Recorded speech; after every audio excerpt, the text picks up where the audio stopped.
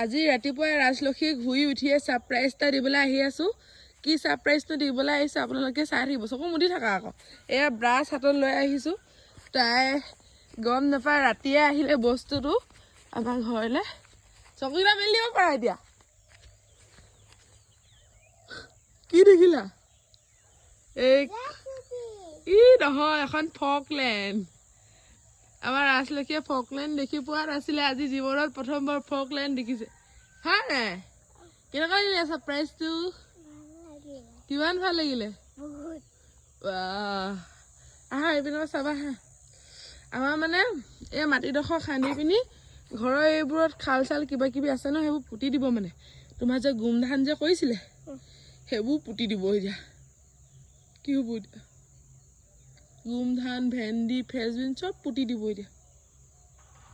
ভেন্দি তিয়হ চব পুতি দিব এতিয়া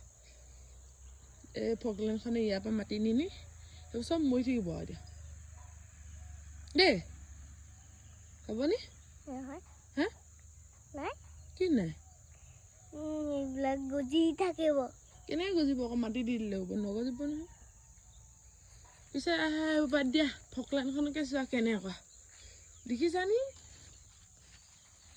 কেনেকুৱা ফকলেণ্ড মই কি হাতত কেলা আছো আটা কেলে আনিলা হাতত